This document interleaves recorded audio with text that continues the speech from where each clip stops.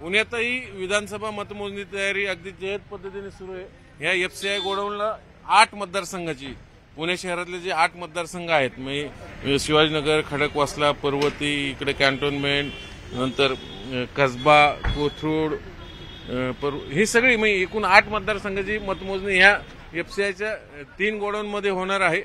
सकाळी साधारण 8 वाजता मतमोजणी सुरू होईल। सगळ्या जे ईव्हीएम आहेत मतमोजणी झालेले पुणे शहरात सगळे इथं स्ट्रॉंग रूम मध्ये ठेवलेले आहेत। साधारण पोलिसांचा स्टाफ 400-500 नंतर सगळे पोलिंग कर्मचारी, पालिकेचे कर्मचारी, नंतर महसूलचे कर्मचारी सगळे उद्या इथं मतमोजणीत सहभागी असतील आणि 8 पासून साधारण 2 वाजेपर्यंत पूर्ण मतमोजणी करून निकाल लावण्याचं उद्दिष्ट पुणे जिल्ह्याचे कलेक्टर जे निवडणूक अधिकारी पण आहेत सुहास दिवसे यांनी ठेवलेलं आहे। कालच त्यांनी प्रेस घेऊन सांगितलेलं की सगळे एकत्रितपणे इथं रिझल्टमध्ये इकडे 500 मीटरच्या बाहेरच सगळे कार्यकर्त्यांना थांबता येणार आहे। आत कुठेही सोडलं जाणार नाही। अगदी कडेकोट बंदोबस्त ठेवण्यात आलेला आहे। त्यामुळं आजची रात्र हे सगळ्या उमेदवारांसाठी अगदी जागते रहोची आहे आणि उद्या त्यांचा फैसला जो ईव्हीएम मध्ये बंदिस्त झालेला आहे तो उद्या इथं ओपन होईल आणि कोण आमदार होणार, कोण नाही होणार आणि कोणाचं करिअर स्टेक लागलेले ते सगळे उद्या लक्षात येईलच। थोडक्यात पुणे जिल्ह्यात एकूण 21 मतदारसंघ असले तर त्यातले 8 शहरात आहेत, बाकीचे 13 ग्रामीण भागात। म्हणजे पुणे जिल्ह्याचा विचार करायचा झाला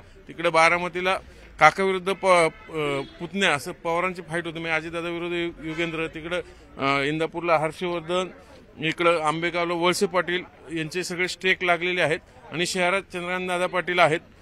पण ती त्याच्या अर्थाने ती एकतर्फीच लढत म्हणलं तर वावगं ठरलं नाही।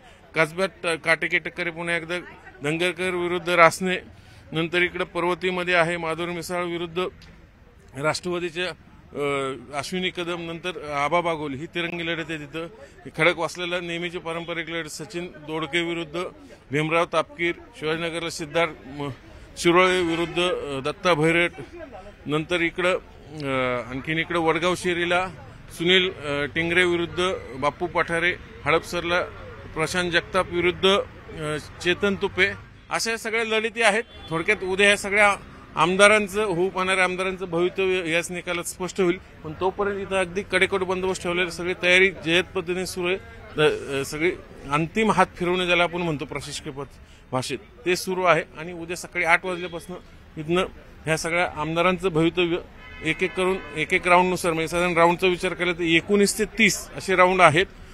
19 ते 30 राऊंडमध्ये सगळे म्हणजे 2 वाजेपर्यंत सगळं निकालाचं चित्र बऱ्यापैकी स्पष्ट असेल आणि हे सगळे निकाल तुम्हाला अपडेट पाहायला मिळतील न्यूज 18 लोकमतवरती। त्यामुळे अवश्य पहा news 18 Lokmat. Video journalist Ganesh कदमसह चंद्रकांत फुंदे, न्यूज 18 लोकमत, पुणे।